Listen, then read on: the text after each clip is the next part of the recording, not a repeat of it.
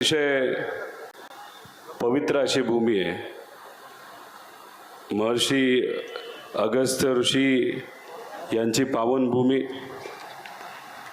या भूमीमध्ये आपण सर्वजण भगवान बिरसा मुंडांचा विचार, छत्रपती शिवाजी महाराजांचा विचार, क्रांतीवीर राघोजी भाऊ बांगरे यांचा विचार, क्रांतीवीर रायाभाऊ ठाकर व या सर्व महामानवांचे, विश्वरत्न डॉक्टर बाबासाहेब आंबेडकर असतील, लोकशाही अण्णाभाऊ साठे असतील, महात्मा फुले असतील, पुण्यश्लोक अहिल्यादेवी होळकर असतील, या सर्वांचा पवित्र असा विचार घेऊन स्वाभिमानाने आपण सर्वजण इथं राहत आलेलो आहोत. अमितरावांचा मला फोन आला, सभेसाठी यावं लागतंय. मी त्यांना एवढंच सांगितलं, मित्राली हाक मारली तर दुसऱ्या मित्राने मित्रासाठी यावंच लागतं, म्हणून या ठिकाणी मी आलेलो आहे. खरं तर पार्टीकडनं आम्ही सर्वजण सर्वे घेत असतो. या भागाचा सुद्धा सर्वे आपण काढलेला आहे आणि त्या सर्वेमध्ये मी तुम्हा सर्वांना आजच इथं सांगतो, आमचे मित्र हे विधान भवनामध्ये आमच्याबरोबर असणार म्हणजे असणार. कारण इथली जनता फार हुशार आहे.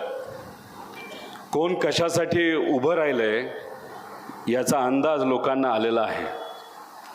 मगाचपासून हरियाणा पॅटर्न आपण सर्वजण ऐकतोय. खरं तर जे काही अपक्ष उभे राहिलेले उमेदवार आहेत त्याच्यामध्ये एक जे महत्त्वपूर्ण व्यक्ती आहेत ते इलेक्शन पूर्वी,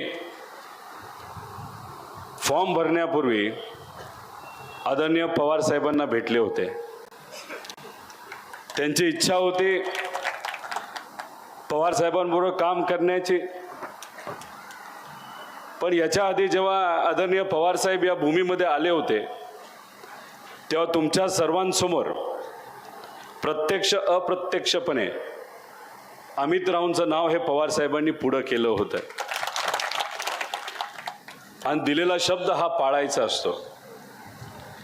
खरं तर आज काय चर्चा झाली, कुठल्या विषयावर बोललं गेलं हे इथं तर मला सांगता येणार नाही. पण आमच्या सगळ्यांची अपेक्षा होती की वैभव भाऊ हे कुठंतरी अमितरावांना पाठिंबा देतील. पण तसं झालं नाही. त्याला वेगळी कारणं आहेत. त्यांच्यावर बीजेपीचा एक प्रभाव आणि दबाव आहे. पूर्वी ज्या गोष्टी झाल्या असतील याचा अंदाज आपल्या सर्वांना तिथं आहे. आणि मग भाजपच्या नेत्यांनी सांगितलं, तुम्ही निवडणूक जिंकण्यासाठी उभं नाही राहायचं, पण मतं खाण्यासाठी नक्कीच तिथं उभं राहायचं. आणि म्हणून मला असं वाटतं की आज ते फक्त कोणाची तरी मदत करण्यासाठी उभे आहेत. स्वाभिमान काय असतो, जर एखादा विरोधक किरणभाऊ लामटे भाषणामध्ये पिछड साहेबांबद्दल जर अतिशय खालच्या लेवलला जाऊन बोलत असतील तर वैभवरावांना मला एवढंच सांगायचंय, अमितराव हे सुसंस्कृत असा एक उमेदवार आहे. त्यांनी कुठेही खालच्या लेवलला जाऊन पिछड साहेबांवर वक्तव्य केलेलं नाही.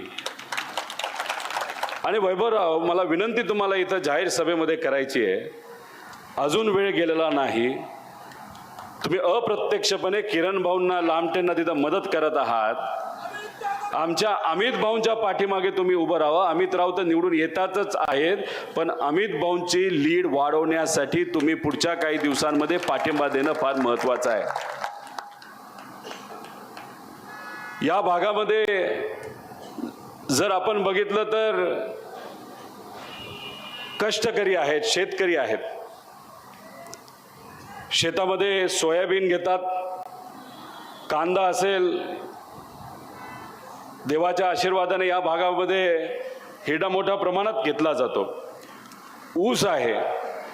शेतकऱ्यांची इच्छा आणि अपेक्षा एवढीच असते की त्यांना त्यांच्या शेतामध्ये जे पीक आहे आपल्या पोटच्या पोरासारखं त्या पिकाला वाढवतात आणि अपेक्षा असते की 4 पैसे त्याच्यामध्ये जास्त मिळावेत जेणेकरून आपलं घर कसं तरी त्याच्यात चालेल.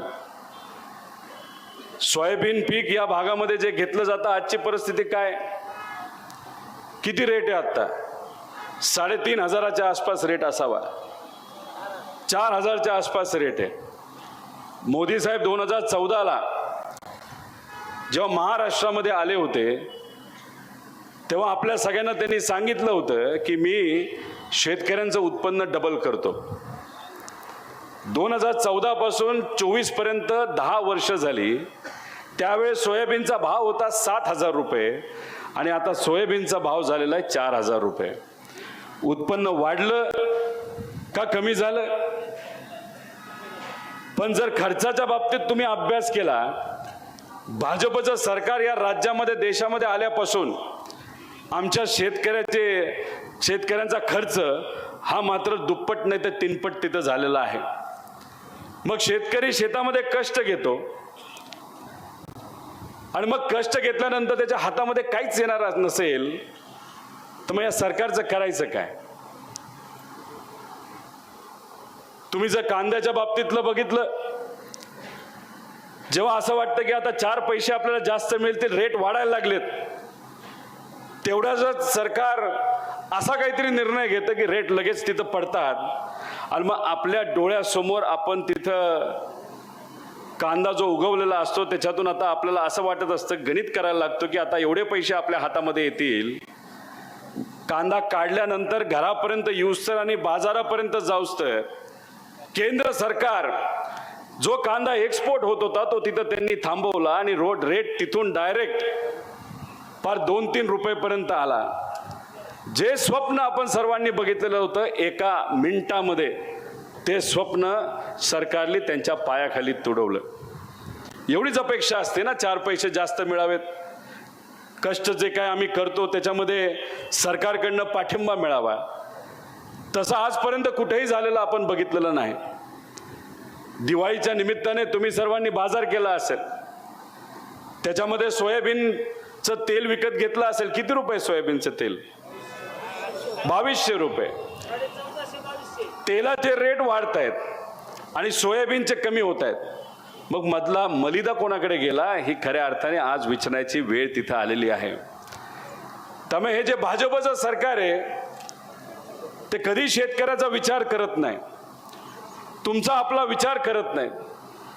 त्यांना कशाचं पडले? फक्त लाडकी खुर्चीचं पडलेलं आहे, बाकी काही अजिबात पडलेलं नाही. हे शेतकरी शेतामध्ये कष्ट करून नाही तर काही मजूर दुसऱ्यांच्या शेतामध्ये कष्ट करून आपलं घर चालवतात, आपल्या मुलाला मुलीला शिकवतात, ग्रॅज्युएट डबल ग्रॅज्युएट करतात. काय परिस्थिती त्या मुला मुलींची आता आहे का? नोकऱ्या त्यांना? आपल्या या तालुक्यामध्ये या मुलांना काम देण्यासाठी कुठली MIDC आहे का? अमित रावने मगाशी सांगितलं, आश्चर्य वाटतं, 50 एकराची MIDC मंजूर केली. अहो 50 एकरामध्ये गुऱ्हाळ तरी होतं का? अहो मी माझ्या मतदारसंघामध्ये 1000 एकराची MIDC तिथं मंजूर करून आणलेली आहे. ठीक आहे, राजकीय द्वेषातून त्याला त्यांनी अडवणूक केलेली आहे, पण काळजी करायची नाही. 22 दिवसानंतर या महाराष्ट्रामध्ये महाविकास आघाडीचं सरकार येणार आहे. काळ्या दगडावरची पांढरी रेष आहे. अमित भाऊ, तुम्ही आमचे मित्र आहात, तुमचं कार्य चांगलं आहे. एक गोष्ट इथं सांगतो की कर्जत जामखेडमध्ये मोठी 1000 एकराची MIDC होणारच आणि त्याच्याबरोबर या भागामध्ये सुद्धा आपण MIDC केल्याशिवाय राहणार नाही. एका बाजूला 50 एकराची MIDC करतात, तिथं जायला रोड सुद्धा नाही.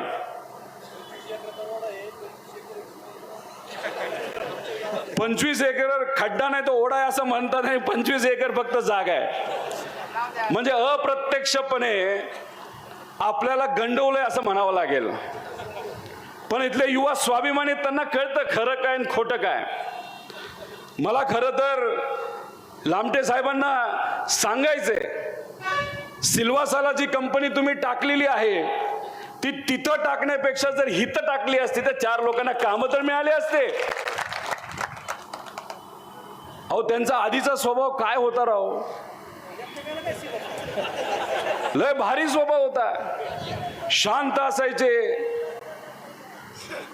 पवार साहेबांना सुद्धा त्यांचा स्वभाव आवडला होता. डॉक्टर आहेत, उच्च शिक्षित आहेत, काहीतरी चांगलं या मतदारसंघाचं करतील. आमदार झाल्यानंतर स्वभाव बदलला राव. लोकांनी 100-100, 200-200, 1000-1000 रुपये देऊन त्यांना आमदार केलं होतं. होतं का नव्हतं? त्या लोकांना विश्वासात घेतलं का त्यांनी? त्या कार्यकर्त्यांना विश्वासात घेतलं का? अहो आदरणीय पवार साहेबांना विसरले, इथं असणाऱ्या लोकांना विसरले. तुम्ही सुद्धा पैसे दिले होते, तुम्हाला ते विसरले आणि आज सत्तेत जाऊन तिथं बसलेत आणि म्हणतात विकास करायचा होता. अहो कसला विकास? कशाचा विकास? सोयाबीन उत्पादक शेतकऱ्यांचे प्रश्न तुम्ही सोडले नाही, कांदा उत्पादक शेतकऱ्याचे प्रश्न तुम्ही सोडले नाही. आमच्या युवांसाठी अतिशय महत्वाचा असलेला जो पेसा कायदा आहे त्याच्याबद्दलचे प्रश्न तुम्ही सोडले नाहीत. अहो जेव्हा तिथं आंदोलन चालू होतं ना, पेसा कायदा, कॉम्रेड आणि अनेक असे पक्ष, आपल्या विचाराचे लोक तिथं लढत होते. हे महाशय मात्र गावागावामध्ये जाऊन लोकांबरोबर प्रचार करत होते. जेव्हा खऱ्या अर्थाने समाजाला तुमची जरूरत होती, कारण तुम्ही सत्तेत आहात, तेव्हा तुम्ही प्रचार करत होता आणि समाजाला तिथं तुम्ही वाऱ्यावर सोडून गेला. आणि ह्याच्यावरनं त्यांचा विचार आपल्याला कळतो. लोकांकडनं प्रेशर आलं आणि मग मधून तिथं प्रचार सोडून त्यांना तिथं जावं लागलं. आणि तिथं जाऊन काय म्हणले? विषय सुटला आणि लगेचच निर्णय काय? तर कॉन्ट्रॅक्टवर. आता तुम्ही विचार करा की एखादा शिक्षक, आपल्या आदिवासी समाजाचा मुलगा तिथं झालेला आहे, आता तहसील तिथं तलाठी म्हणून त्याला काम करायचंय. आता त्याला निर्णय घ्यायचा, इकडे जाऊ का इकडे जाऊ, आणि इकडे कॉन्ट्रॅक्टवर तुम्ही निर्णय घेता. म्हणजे खऱ्या अर्थाने इलेक्शनच्या तोंडावर फक्त त्यांनी फसवणूक केली, बाकी काही केलेलं नाही. हे तुम्ही समजून घ्या. त्यांच्या पोस्टरवर भाजपचं चिन्ह दिसत नाही असं मला कळालंय. मोदी साहेबांचा फोटो आहे, तोही गायब. देवेंद्र फडणवीस साहेबांचा, तोही गायब. अहो किती काय गायब केलं ना. एक गोष्ट तुम्ही समजून घ्या की ते आज भाजप बरोबर सत्तेत आहेत आणि ते अधिकृत भाजपचे सुद्धा उमेदवार आहेत. आणि जे कोणी अपक्ष उभे आहेत ते फक्त भाजपला मदत करण्यासाठी, नाही तर महायुतीला मदत करण्यासाठी उभे आहेत, बाकी काही नाही. मत खाण्यासाठी उभे आहेत. मी सुद्धा व्यावसायिक जीवनामध्ये काम करत होतो. आमचे अमित रावांचा सुद्धा स्वभाव आणि त्यांचा अनुभव जर बघितला, व्यावसायिक क्षेत्रातला आहे. घर चांगलं आहे, फॅमिली सेटल झालेली आहे. 1000 लोकांना ते काम देतात, 10,000 लोकांना मी काम देतो. आता सगळं जर सेट झालं असेल आणि आता राजकारण आणि समाजकारणामध्ये येण्याचा जर निर्णय आम्ही घेत असू, त्याच्या मागे फक्त एकच कारण आहे की लोकांची सेवा खऱ्या अर्थाने आम्हा सगळ्यांना करायची आहे. तर माझ्याकडे तुम्ही बघा, ज्या पद्धतीने मी काम करतो, माझ्या मतदारसंघासाठी करतो, महाराष्ट्रासाठी करतो, इथं असणाऱ्या युवांसाठी करतो, शेतकऱ्यांसाठी लढण्याचा प्रामाणिकपणे प्रयत्न करतो. जसा मी तसाच माझा मित्र अमित राहणार आहे, हे त्या ठिकाणी आपण सगळ्यांनी समजून घ्या. अहो काही लोक राजकारणात आधी येतात आणि मग व्यवसायात जातात. जिवंत उदाहरण आपलं इथंच आहे ना आमदारांचं. आता बघा, योगायोग गुजरातच्या जवळ फॅक्टरी टाकली त्यांनी, खूप मोठी टाकली असं आम्हाला कळलंय. आणि इथं सगळे पोलीस अधिकारी सुद्धा गुजरातवरून आले असं आम्हाला कळलंय. अरे काय राव, म्हणजे आश्चर्य बाबा. म्हणजे गुजरातला आपले सगळे प्रोजेक्ट गेले. म्हणजे आमच्या युवांना इथे शिकवलं गेलं, हेच आदिवासी समाजाचे असतील, ओपन समाजाचे असतील, सर्व समाजाचे, ओबीसी असो, मराठा असो, SC असो, कुठल्याही विचाराचे मराठी मुलांना आज नोकऱ्या मिळत नाहीत का? कारण भाजप आणि त्यांच्या मित्र पक्षाने तिथं गुलामशाही स्वीकारली आणि गुजरातशाही या महाराष्ट्रामध्ये लादत गुजरातची सेवा करत आहेत. सगळे प्रोजेक्ट गुजरातला नेले आणि आपल्याला काय दिलं तर ठेंगा दिला. हीच ती वेळ आहे आपल्याला सगळ्यांना उत्तर द्यायचंय. लोकसभेला आपण सगळ्यांनी उत्तर दिलं. काल परवा अमित शाह साहेब आले होते. कुठं सभा होती मला माहित नाही. लय मोठी सभा झाली. ह्याच्यामध्ये फक्त 200-300 लोक तुम्ही वाढवा, तेवढी सभा अमित शाह साहेबांची झाली. केंद्राचे गृहमंत्री. इथं काही जण म्हणाले की महाविकास आघाडी सरकार आल्यानंतर तुम्ही गृहमंत्री बना. मला जर गृहमंत्री बनवलं ना, आज जे सत्तेत आहेत ना त्यातले 60% नाही तर 70% लोक कायमचे गुवाहाटीला जाऊन बसतील. आम्ही नाही सोडत कोणाला. थोडी आम्ही घाबरतो. मराठी माणसं आहोत. घाबरलो असतो तर गेलो असतो पळून. आपण आहोत का पळून जाणारी माणसं? आपण लढणारी माणसं आहोत. लढणारी आणि विचाराची माणसं आहोत. आपण दिल्ली समोर कधी झुकत नाही. ईडी आली, सगळं आलं, काय फरक पडतोय हो? आपण थोडी पळून जाणार आहे. तुम्ही सुद्धा तुमच्या जीवनामध्ये काम करत असताना पाऊस जास्त आला काय, नाही आला काय, दुष्काळ पडला काय, नाही पडला काय, आपापल्या जीवनामध्ये आपण सर्वजण संघर्ष करतो. पण काय गोष्टी आपल्या हातामध्ये असतात, काय गोष्टी आपल्या हातामध्ये नसतात. आणि ज्या गोष्टी आपल्या हातामध्ये नाहीत त्यासाठी सरकारचा पाठिंबा असणं फार महत्वाचं आहे. जसं हमीभाव देणं, नोकरी देणं, महिलांची सुरक्षा ठेवणं. पण ह्या विषयाबाबतीत हे सरकार अतिशय फेल पडलेलं आहे. आणि याच्यामध्ये हे काय करतात, ते फक्त समाजाचा विचाराचा अवमान तिथं करतात. भाजपचे नेते बघा, छत्रपती शिवाजी महाराजांचा अवमान त्यांनी केला. विश्वरत्न डॉक्टर बाबासाहेब आंबेडकरांचा अवमान त्यांनी केला. महात्मा फुलेंचा अवमान त्यांनी केला. आणि मग याच्यातच भ्रष्टाचार तर या लेवलला केला तर छत्रपती शिवाजी महाराजांच्या स्मारकामध्ये सुद्धा या महायुतीच्या नेत्यांनी मलिदा खाल्ला. याच्यापेक्षा लाजिरवाणी कुठली गोष्ट आहे का? आता काल परवा देवेंद्र फडणवीस साहेब लय मोठे नेते, त्यांच्यासारखा खोटाडा माणूस या जगामध्ये कोणीही नाही. बरंच काय. आता सांगा, आज कशावर चर्चा करण्याची जरूरत आहे? हमीभाव, नोकरी, महिला सुरक्षा या विषयावर बोललं पाहिजे ना. महाराष्ट्राला 1 नंबरचं कसं बनवायचं. पण काय वाद निर्माण केला त्यांनी? काय वाद केला? संविधानच्या कवरचा रंग कुठला? कुठला रंग आहे सांगा? कुठला रंग आहे? लाल रंग आहे ना. लाल रंग पवित्र आहे का नाही? आहे. आमच्या आया बहिणींच्या कपाळावर जो काही कुंकू असतं ते सुद्धा लाल रंगाचं आहे का नाही? आता ही जी पवित्र फडकी माझ्या गळामध्ये इथं असणाऱ्या आदिवासी बांधवांनी घातली, तर रंग कुठला आहे? आपल्या मंदिरामध्ये, देवघरामध्ये देव ज्याच्यावर आपण ठेवतो त्या फडकीचा नाही तर त्या पवित्र कापडाचा रंग कुठला आहे? म्हणजे तुम्ही लाल रंग हा नक्षलवाद्याचा असतो असं म्हणता. म्हणजे तुम्ही आमच्या भावनेबरोबर तुम्ही खेळता.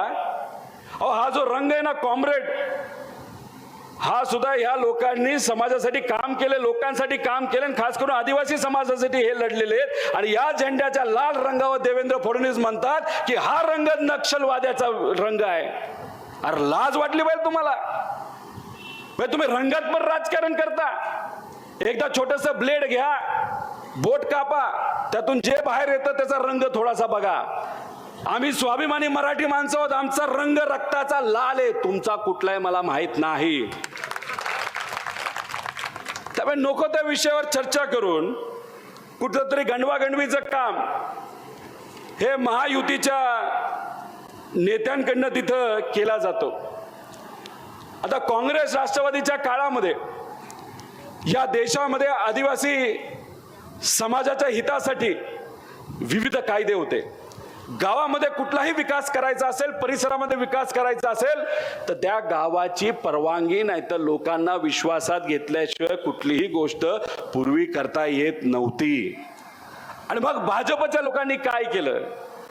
भाजपच्या लोकांनी हा कायदा बदलला, हा बदललेला कायदा आहे, पण तो कोणासाठी बदलला? तो तुमच्या आपल्यासाठी बदललेला नाही. त्यांना मोठ्या मोठ्या ज्या कंपन्या आहेत, ज्यांना डोंगरी भागामध्ये जिथं गौण खनिज जे जमिनीखाली असतं, ज्याची किंमत खूप असते, आणि खास करून ह्या कुठल्या भागामध्ये आहे तर गडचिरोली आणि त्या भागामध्ये तिथं आहे. आणि मग तिथं त्यांना मोठ्या कंपन्यांना ती जमीन देता यावी, तिथं असणाऱ्या आदिवासी समाजाला बाजूला काढता यावं, त्याच्यातून मोठ्या मोठ्या मालकांना पैसे काढता यावेत, यासाठी त्यांनी कायदा बदललेला आहे. अहो, सुरजागडमध्ये आपलेच काही आदिवासी तिथं लढत होते त्यांच्या भूमीसाठी, त्यांच्या त्या भागासाठी, त्यांच्या परिवारासाठी. देवेंद्र फडणवीस साहेबांनी काय केलं तर त्यांना सांगण्यात आलं, हे जे सगळे आदिवासी तिथं बसून लढत आहेत ना स्वतःच्या हक्कासाठी, ते सगळे नक्षलवादी आहेत, नक्षलवादी. अहो, मग अशा पद्धतीने तुम्ही स्वतःच्या हक्कासाठी लढणाऱ्या लोकांना जर नक्षलवादी बोलत असाल ना, थांबा, 20 तारखेची वाट पहा आणि 23 तारखेला काय निर्णय लोक देतात बघा. जसं मगाशी आधी मी अमित शहाचं सांगितलं, ते म्हणाले की पवार साहेब तुम्ही कृषी मंत्री असताना 10 वर्षाचा हिशोब द्या. अहो, लोकसभेमध्ये पवार साहेबांकडून तुम्ही असाच हिशोब मागितला होता आणि लोकांनी तुमचा जो काही खासदाराचा आकडा आहे ना भाजपचा, 23 वरनं 9 वर आणून ठेवला. आता तो विधानसभा आहे, विथ इंटरेस्ट इथं असणारी आमची स्वाभिमानी मराठी माणसं तुम्हाला उत्तर या विधानसभेमध्ये दिल्याशिवाय राहणार नाही. आणि येऊन काय बोलतात, हिंदू मुस्लिम, दुसरं काय राहिलंच नाही यांच्याकडे बोलायला. अहो, एक उत्तर प्रदेशचे महाशय आलेत, मुख्यमंत्री योगी आदित्यनाथ, काय नाव, आदित्यनाथ, कटेंगे तो बटेंगे ना, बटेंगे तो कटेंगे. अरे काय बाबा, ही नवीन स्टाईल आणली आहे महाराष्ट्रामध्ये. आमच्या संतांनी आम्हाला द्वेष नाही शिकवला, आमच्या महामानवांनी आम्हाला द्वेष शिकवलेला नाही. मग उत्तर प्रदेशची स्टाईल आणि गुजरातची स्टाईल या महाराष्ट्रामध्ये कशाला आणता? काल विदर्भमध्ये त्यांची सभा झाली, काय मोठी सभा झाली, इतकी मोठी सभा झाली की कदाचित त्याच्यामध्ये 1,500 लोक असतील. म्हणजे कटेंगे बटेंगेची भाषा या महाराष्ट्रामध्ये आपण खपून घेत नाही बाबा. आणि ही गुजरातशाही आहे ना, तुम्ही गुजरात पुरती ठेवा, महाराष्ट्रामध्ये आणू नका. आम्ही स्वाभिमानी महाराष्ट्र माणसं आहोत आणि महाराष्ट्र हा देशाला दिशा देतो. गुजरातच्या लोकांनी इथे येऊन आम्हाला सांगू नये की कशी दिशा बघायची. पुढून पैसा मोठ्या प्रमाणात वापरला जाणार आहे, दबाव तंत्र आणलं जाणार आहे, आपल्या कार्यकर्त्यांवर अडचण आणली जाणार आहे. या सगळ्या गोष्टींचं भान हे आपण सर्वांनी तिथे ठेवलं पाहिजे. आणि भाजप काही शोषा करेल, मला माहित नाही इथं नेते कोण येतील. भाजपचे नेते येणारच नाहीत. देवेंद्र फडणवीस साहेब आले तर कदाचित तुमची 20,000ची लीड वाढेल. मला तर विनंती करायची भाजपला की इथं मोदी साहेबांची सभा लावा, म्हणजे तुम्ही कम से कम 1 लाखाली तिथं निवडून याल. म्हणजे 10 सभा मोदी साहेबांच्या आणि अमित शहा साहेबांच्या काही 15 सभा लावलेल्या आहेत. मी असा कार्यकर्ता असेल जो त्यांच्या विरोधात आहे, विनंती करतोय की मोदी साहेबांच्या 20 सभा करा या महाराष्ट्रामध्ये आणि अमित शहा साहेबांच्या 30 सभा करा. म्हणजे आमची जी अपेक्षा आहे की महाविकास आघाडीचे 180 आमदार निवडून येतील.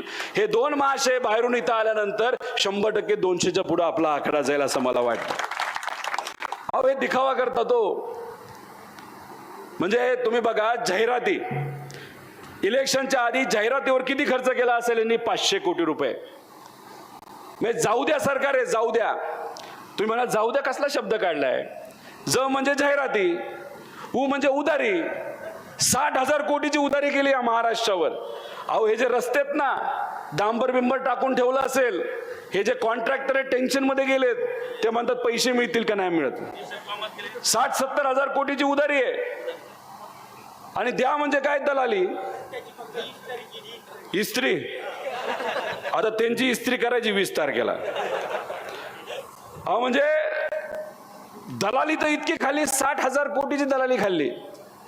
ॲम्ब्युलन्स मध्ये 6,000 कोटी रुपये खाल्ले. ॲम्ब्युलन्स कोणासाठी असते? आदिवासी भागामध्ये जे लोक राहतात, नाहीतर ग्रामीण भागामध्ये राहतात, गरीब असतात, त्यांना जाता येत नाही, अशासाठी ॲम्ब्युलन्स असते. आणि यांच्या सरकारमध्ये असणारा एक खेकडा मंत्री,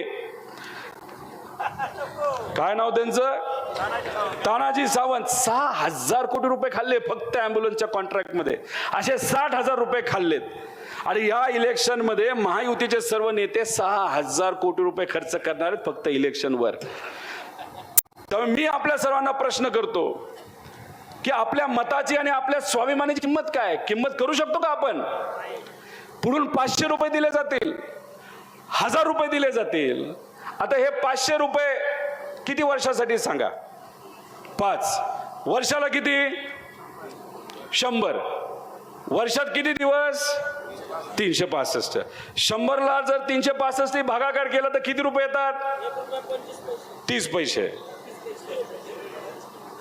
तुमचं जरा गणित चुकलंय जरा. भाजपच्या जाहिरात जास्त बघू नका, असंच होतं. 500 रुपये दिले तर दिवसाला 30 पैसे, 1000 रुपये दिले तर दिवसाला 60 पैसे. आपला स्वाभिमान आणि आपलं मत एवढं स्वस्त झालं की त्यांचा जो अहंकार आहे ना, की पैसे देऊन आम्ही कोणालाही विकत घेऊ. मी इथं असणाऱ्या स्वाभिमानी जनतेला विचारतो की पैसे दिल्यानंतर आपला स्वाभिमान आपण विकणार आहोत का? आणि मग आपल्याला या अमित रावांच्या पाठीमागे भक्कमपणे तिथं उभं राहायचंय. ते कसं राहू शकतात? तर आपण आपापल्या गावामध्ये जे कुठले गटतट आहेत ते विसरून जावा, एकत्रित या, सगळ्या समाजाला विश्वासात घ्या आणि या कार्यकर्त्याच्या पाठीमागे आपल्या सगळ्यांना भक्कमपणे उभा राहायचं आहे. मी त्यांच्या बरोबर आहे. या भागामध्ये जो पाण्याचा प्रश्न अपुरा राहिलेला आहे, माझ्या मतदारसंघामध्ये सुद्धा मला पाणी घेऊन जायचंय. तोच विषय, जे बाहेरून आपल्याला पाणी वळून आणायचं आहे. मी आपल्या सर्वांना या ठिकाणी एकच गोष्ट सांगतो. माझ्या मतदारसंघासाठी एक सर्वे आम्ही केलेला आहे आणि त्याच्यामध्ये एक अतिरिक्त पाणी सुद्धा आहे. त्यामुळे ते अतिरिक्त पाणी हा भाग असेल आणि अजून दुसरे कुठले तालुका असतील तिथं असणाऱ्या शेतकऱ्यांना पाणी कमी पडत असेल तर त्या योजनेतून 100% या भागामध्ये आपल्याला पाणी आणता येईल, असं या ठिकाणी आपल्याला मी नमूद करतो. त्यामुळे ही लढाई विचाराची लढाई आहे. अशोक भाऊंचं स्वप्न अर्धवट राहिलेलं आहे, ते आपल्याला पूर्ण करायचंय. अशात जेव्हा अमितराव आणि त्यांच्या आई पवार साहेबांना भेटायला आले होते, मी तिथं होतो. अमितरावांच्या आईंनी सांगितलं अशोक भाऊंचं आम्हाला स्वप्न पूर्ण करायचंय आणि या भागामध्ये खऱ्या अर्थाने आम्हाला विकास करायचा आहे. साहेब, अमितरावांच्या पाठीमागे तुमचा हात राहू दे, मी त्यांच्या बरोबर आहे. मी त्यांची आई सांगते. आणि पवार साहेबांना त्यांनी विनंती केली की पवार साहेब, तुमचाच तो मुलासारखा आहे, त्याला नातवासारखा आहे, तुम्ही त्यांच्या पाठीमागे भक्कमपणे उभा राहा. आणि त्या आईच्या डोळ्यामध्ये जेव्हा पाणी बघितलं आणि पवार साहेबांचे सुद्धा डोळे हे ओले झाले होते. म्हणून मी सांगतो, ही एक भावनिक लढाई आहे. पुढे लय अहंकार आहे राव. पहिल्या वेळेस त्यांचा स्वभाव वेगळा होता, आता फारच वेगळा झालेला आहे. आणि मग हा जो अहंकार आहे तो कशामुळे येतो? तो पैशामुळे येतो. आणि पैशामुळे जो अहंकार येतो, त्यांना असं वाटतं की पैशाचा उत्मात करून काही आपल्याला करता येतं. आणि हा जो उत्मात करण्याचा त्यांचा जो विचार आहे ना, तो लोकशाहीच्या माध्यमातून या विधानसभेला आपल्याला आपली ताकद ही 100% त्या ठिकाणी दाखवावी लागेल, अशी विनंती इथं आपल्या सर्वांना तिथं करतो. बरेच विषय, बऱ्याच गोष्टी आहेत. त्याच्यामध्ये पर्यटन तालुका करायचा आहे. मी म्हणलं अमितराव, पर्यटन तालुका म्हणजे काय असतं जरा मला समजून सांगा. त्यांनी सांगितलं या भागामध्ये सौंदर्य आहे. इथे असणारे आमचे सर्व आदिवासी बांधव, सर्व इतर समाजाचे बांधव फार कष्टकरी आहेत. जर मुंबई पुण्याचे लोक इथं येऊ शकले, इथं राहू शकले, पर्यटन जर वाढलं तर इथं असणाऱ्या लोकांना हक्काचा व्यवसाय तिथं होऊ शकतो. इथले लोक जमिनी विकणार नाहीत, आम्ही जमिनी कोणालाही विकून देणार नाही. पण बाहेरची लोक जेव्हा इथं येतील, इथं जेव्हा लोकांना कुठे टेंट मुलांना बांधून दिले जातील, युवांना टेंट बांधून दिले जातील, बोटिंग वाढेल. बोटिंग जे काही बोट असतं ते चालवणारे लोक वाढतील, छोटे मोठे दुकानं वाढतील, रेस्टॉरंट वाढतील, चहाच्या टपऱ्या वाढतील. आणि जसं इथं लोक मोठ्या प्रमाणात येतील तसं इथं असणारी जमिनीच्या किमती तुमच्या सगळ्यांच्या शेतकऱ्याच्या इथं वाढणार आहेत. त्याचा हक्क हा तुमचा आहे. त्यामुळे या परिसराचा विकास झाल्याशिवाय राहणार नाही. माझी मुलं, माझे वडील दरवर्षी इथं काजवा महोत्सवाला येतात. सुंदर आहे भाग, जगाला दिसू दे ना हा भाग किती सुंदर आहे. पण जेव्हा लोक इथे येतील तेव्हा पर्यटन विकास जो आपण म्हणतोय तो विकास झाल्याशिवाय इथं असणाऱ्या मुलांना रोजगार मिळणार नाही. MIDC आपण आणूच. जे इंजिनियर आहेत, जे कोणी कंपनीमध्ये काम करू शकतील ते MIDC मध्ये काम करतील.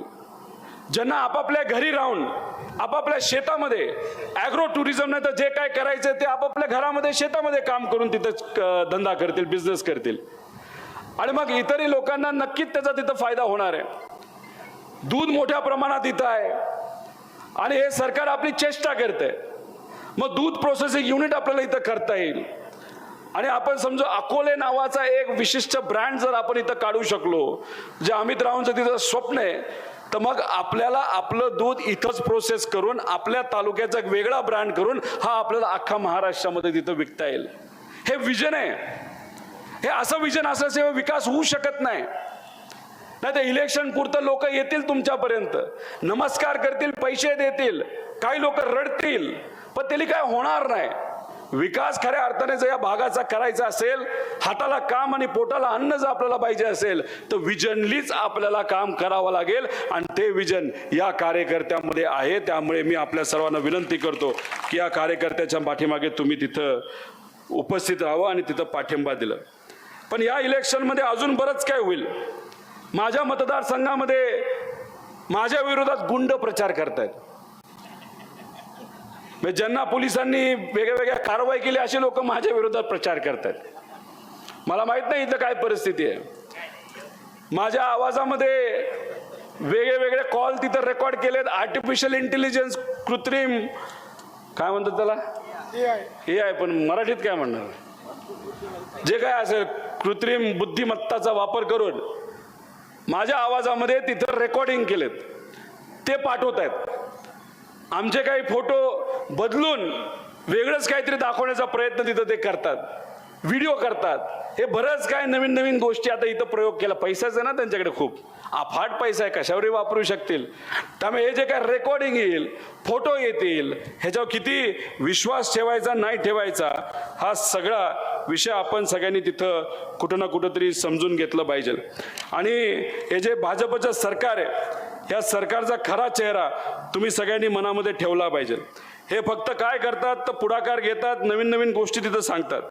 आता आपल्या ज्या राष्ट्रपती आहेत द्रौपदी मुर्मू मॅडम, आता खऱ्या अर्थाने पार्लमेंटमध्ये सगळ्यात महत्वाचा अधिकार कोणाचा असतो? राष्ट्रपतींचा.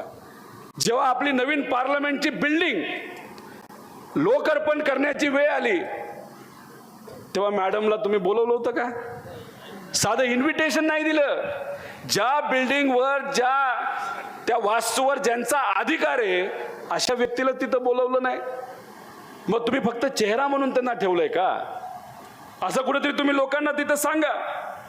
त्याच्याच बरोबर प्रभू श्री राम मंदिराच्या इथं सुद्धा त्यांना इन्व्हिटेशन दिलं गेलं नव्हतं. मग हे फक्त स्वतःची टिमकी वाजवायची आणि जिथं कुठं पाहिजे फक्त समाजाचा चेहरा तिथं पुढं करायचा.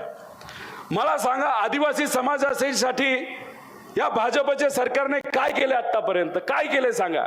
सगळे कायदे आपल्या विरोधात बदललेले आहेत. आदरणीय पवार साहेबांनी त्या काळामध्ये पुढाकार घेतला आणि आदिवासी समाजासाठी एक वेगळं बजेट तिथं काढलं गेलं. म्हणून आता हा जो विकास आपल्याला अख्ख्या मतदारसंघामध्ये दिसतोय ना, तो विकास खऱ्या अर्थाने कोणामुळे असेल तर फक्त आणि फक्त आदरणीय पवार साहेबांमुळे आहे. त्यामुळे पवार साहेबांचा विचार जपण्याची जबाबदारी ही आपल्या सगळ्यांची आहे. त्याच्यात NRC कायदा, आदिवासी समाजाला खूप मोठी अडचण त्याच्यामुळे होणार आहे. दाखलेच मिळणार नाहीत आपल्याला, आणि दाखलेच मिळणार नाही तर बेघर होण्याची वेळ सुद्धा या भाजपमुळे तिथं होऊ शकते. अहो, आदिवासी म्हणजे काय? आधीपासून जे वास करत आहेत, आधीपासून जे राहत आलेले त्याला आदिवासी म्हणतात, बरोबर का नाही? पण हे काय करतात? त्यांना वनवासी म्हणतात. का शब्द काढलाय वनवासी? का चेष्टा करतात तुम्ही आदिवासी समाजाची? कारण आदिवासी हा शब्द म्हणजे आधीपासून, म्हणजे तिथं त्या जमिनीवर हक्क कोणाचा असेल तर तो आदिवासी समाजाचा आहे. वनवासी हा शब्द ते सातत्याने का बोलतात मोदी साहेब? त्याचं मुख्य कारण आहे की हळूहळू जिथं कुठं आदिवासी समाजाच्या जमिनी आहेत त्या जमिनीवरनं हे जे वनवासी नाही तर जे बाहेरून आलेले लोक आहेत त्यांना हटवायचं, त्या जमिनीवर ताबा घ्यायचा आणि त्या जमिनीच्या आत ज्या काही गोष्टी आहेत त्याच्यातून फक्त पैसे मित्र परिवाराला नाही तर मोठ्या मोठ्या कंपनीला तिथं कमवून द्यायचं. आणि या अनुषंगाने ह्या सगळ्या गोष्टी तुम्ही तिथं समजून घेतल्या पाहिजे. त्यामुळे हे इलेक्शन अतिशय महत्त्वाचं इलेक्शन आहे, विचाराची लढाई आहे. मी आपल्या सर्वांना प्रश्न करतो की तुम्ही सर्वजण अमित रावांबरोबर आहात का?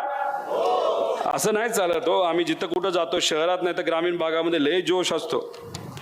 आता अकोलेचा जोश बघू नका, नुसतंच म्हणतात की होम मिनिस्टर झालं पाहिजे. नाही नाही नाही नाही, तुम्ही सर्वजण अमितराव भांगरेंबरोबर आहात का? हात वर करून सांगा राव, आहात का नाही आहात? आदरणीय पवार साहेबांबरोबर तुम्ही आहात का नाही आहात? विचाराबरोबर तुम्ही सर्वजण आहात का नाही आहात? आपल्या हक्कासाठी लढायला तुम्ही सर्वजण तयार आहात का? अरे मग असा जोश असेल तर काय अडचण आहे? आमच्या माता भगिनीचा जरासा आकडा इथं कमी आहे.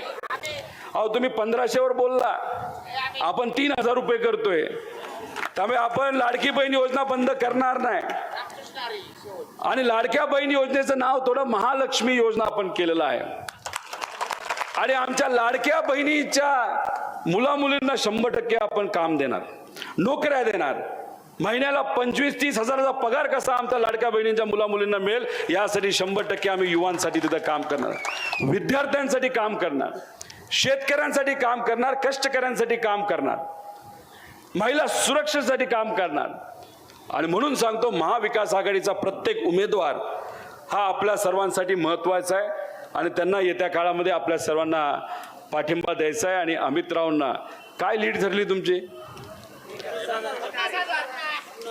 अरे काय टार्गेट घेतात? नुसतं 1.5 लाख म्हणायचं का? काय टार्गेट आहे?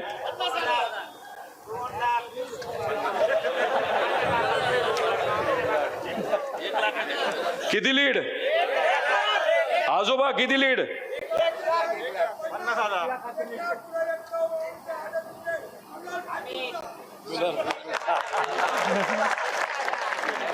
50,000 ठरलं का? अहो मी माझ्या मतदारसंघामध्ये दिसतोय का तुम्हाला? मी माझ्या मित्रांसाठी, विचारासाठी, आदरणीय पवार साहेबांसाठी, महाविकास आघाडीसाठी कार्यकर्ता म्हणून अख्ख्या महाराष्ट्रात फिरत आहे. माझ्या मतदारसंघाची जबाबदारी कोणी त्यांच्या खांद्यावर घेतली तर तिथं असणाऱ्या स्वाभिमानी नागरिकांनी, तिथं असणाऱ्या निष्ठावंत कार्यकर्ते, पदाधिकाऱ्यांनी घेतलेली आहे. आज मी तुमच्या बरोबर बोलतोय, तुम्हाला सगळ्यांना संबोधित करतोय. माझ्या मतदारसंघामध्ये माझ्या विरोधात आत्ता पैसे वाटले जात आहेत. गुंडागर्दी मोठ्या प्रमाणात तिथं केली गेली आहे. पण जेव्हा लोक इलेक्शन हातामध्ये घेतात, मी एक गोष्ट या ठिकाणी सांगतो, तिथं इलेक्शन लोकांनी हातामध्ये घेतलेलं आहे आणि तिथले आमचे स्वाभिमानी नागरिक मला कमीत कमी 1 लाखाला निवडून देणार म्हणजे देणार, हा माझा विश्वास आहे. त्यांनी मला विनंती केली की दादा गेल्या 5 वर्षामध्ये तुम्ही खूप प्रामाणिकपणे काम केलेलं आहे. कोरोना काळापासून तर जेव्हा लंपी रोग आला, जेव्हा दुष्काळामध्ये सरकारकडनं टँकर कमी पडत होते, तेव्हा तुम्ही स्वतः व्यक्तिगत खर्चातून तिथं टँकर दिले, कुटुंबासारखी तुम्ही तिथं सेवा केली. आणि मग अशा प्रकारे आमच्यासाठी जर तुम्ही 5 वर्ष काम केलं असेल तर तुम्ही पवार साहेबांबरोबर अख्ख्या महाराष्ट्रात फिरा. आम्ही आमच्या जीवनातले 10-20 दिवस तुमच्या प्रचारासाठी तिथं देतो. हे माझ्या मतदारसंघाची परिस्थिती का? कारण आम्ही अमित राव सारखाच आहे, वेगळ्या विचाराने काम करतो, सर्व समाजाला विश्वासात घेतो, कुठल्याही प्रकारचा भेदभाव तिथं करत नाही. लहान मुलापासून, लहान बाळापासून ते वडीलधाऱ्यांपर्यंत आपण तिथं काम करत असतो. आणि असंच काम इथं जर करायचं असेल तर आपल्याला या कार्यकर्त्याच्या पाठीमागे भक्कमपणे उभं राहावं लागेल. आणि हे जर तुम्ही शब्द दिलाय 50,000 लीडचा, तो शब्द आपल्याला पाळायचा आहे. त्यामुळे हे जे विरोधक आहेत ते भाजपची लोक आहेत, जे कोणी अपक्ष उभे आहेत फक्त मत खाण्यासाठी उभे आहेत. त्यामुळे अमित रावनी त्यांची भाषा खालच्या लेवलला नेलेली नाही. आणि जे लहामटे भाऊ आहेत, डॉक्टर आहेत, ते आज पिछड साहेबांबद्दल आणि आपल्या सर्वांबद्दल आणि अमित रावांबद्दल सुद्धा आणि अमित रावांच्या वडिलांबद्दल सुद्धा खालच्या लेवलला जाऊन ते बोलत आहेत. आईंवर सुद्धा बोलले. अरे कसला माज, हा माज आणि हा घमंड येत्या 20 तारखेला उतरवायचा का नाही उतरवायचा? 100% ती वेळ तिथं आलेली आहे. त्यामुळे तुम्ही खूप मताधिक्याने तिथं लढा, मनापासून लढा. पण किती दिवस आपल्याला काम करायचंय? फक्त 10 दिवस, 10-12 दिवस. आणि यांना किती 5 वर्ष काम करायचंय. काय म्हणतोय? भंगार, भिकार भंगार.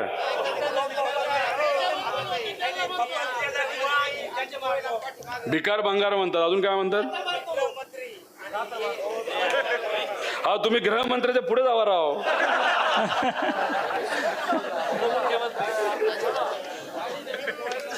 हा, बरं, ते डॉक्टर आहेत. डॉक्टर असल्यामुळे इथं काय करायला पाहिजे होतं? अहो, इथं साप सर्प द्वंशाली किती सामान्य लोक तिथं दगावली. काय केलं या डॉक्टरले? काय केलं मला तर कळत नाही. तर मी जेव्हा केव्हा फोन करतो ना, पूर्वी करत होतो, आता करत नाही, तेव्हा out of reach, out of reach, out of reach. मला तर कधी कधी असं वाटायला लागलं मुद्दा म्हणून आउट ऑफ रीच जातात का काय माहिती. अहो, मी माझ्या मतदारसंघामध्ये 38 मोबाईलचे टावर तिथे उभे केलेत. 38. 5 वर्ष सत्ता नसताना सुद्धा पाठपुरावा तिथे केलेला आहे. आज तुमची सत्ता आहे आणि अजून सुद्धा तुम्ही आउट ऑफ रीच. कदाचित मुद्दा म्हणून असेल, लोकांना सांगत नाही नाही मी तिथं होतो ना म्हणून माझा फोन लागत नव्हता. सांगा ना, काम करायचं नव्हतं लोकांचं. आतापर्यंत तुम्ही औषधं भरायला पाहिजे होती हॉस्पिटलमध्ये. कदाचित त्यांनी उपजिल्हा रुग्णालय मंजूर केलं असं म्हणतात, कागदावरच असेल. कागदावर आहे का उभं झालं? अहो बघा, ते आणि मी एकत्र होतो का नाही? होतो का नाही? सत्तेत होतो. माझं जर तुम्ही उपजिल्हा रुग्णालय बघितलं, 70% पूर्ण झाले. किती? 70%. मग ह्यांना जेव्हा पायाखालची वाळू घसरायला लागली ना, शेवट ह्यांनी फक्त कागदावर मंजूर केलेलं आहे. अमितराव, त्याच्यामध्ये सुद्धा गडबड झालेली आहे. त्यात थोडेसे डिझाईन आपल्याला चेंज करायचं. बरंच काय आपलं सरकार येत आहे, त्याच्यामध्ये आपण सगळे डिझाईन चेंज करू, औषध देऊ, बरंच काय करू, डायलिसिस पासून सगळं करू आपण. पण त्यासाठी सरकार तर येतच आहे, पण इथला आमदार आपल्या विचाराचं बाहेर ना. युवांना मला विचारायचंय, काय रे, काय ठरलंय आपलं? अजून जोरात, अजून जोरात. अमित दादा तुम आगे बढ़ो, हम तुम्हारे साथ हैं. अमित दादा तुम आगे बढ़ो, हम तुम्हारे साथ हैं. आपलं सरकार आल्यानंतर आपण सगळं आहे. हा,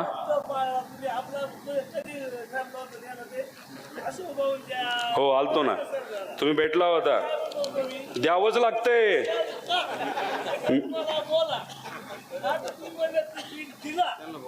मग आता अहो, हे काय म्हणतायत, जेव्हा अशोक भाऊंचे पुण्यस्मरण होतं तेव्हा मी आलो होतो, तेव्हा आमचे हे माझे मित्र, आमचे मार्गदर्शक आम्हाला भेटले आणि त्यांनी आम्हाला सांगितलं, काय झालं तरी अमितरावांना द्यावं लागते आणि दिल्यानंतरच माझ्याशी बोला. आभार व्यक्त करतो की तुम्ही स्टेजच्या पुढे बसला, मी तुमच्याशी बोलता येते. आता मी माझा शब्द दिलायला पाळला, पवार साहेबांनी पाळला. आता आपण काय करायचे? आपण काय करायचे?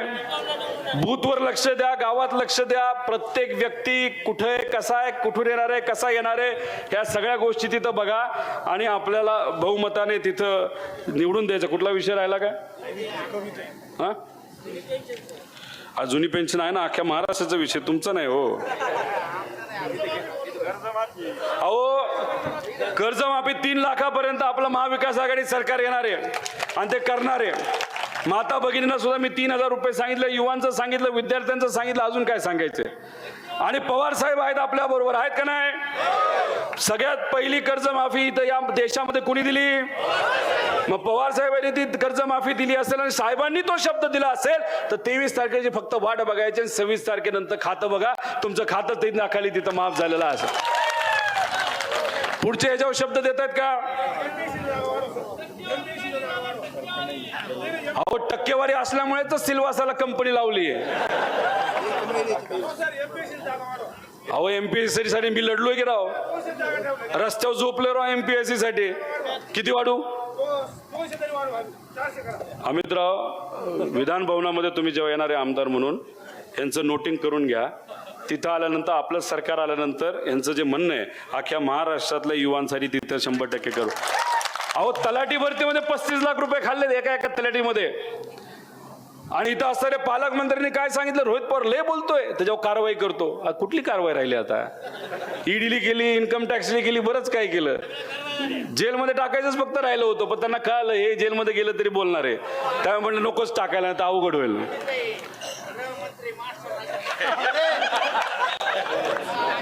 मला तुमचा जाता जाता मोबाईल नंबर द्या, आणि जेव्हा मी समजा झालो गृहमंत्री आणि तिथं भाजपला जर कळालं ना मी गृहमंत्री झालो, तुम्हाला पहिलं धरतील ते. बरं, एक कविता केली आहे. सहसा मी कविता मला जमत नाही, पण मी प्रयत्न करतो.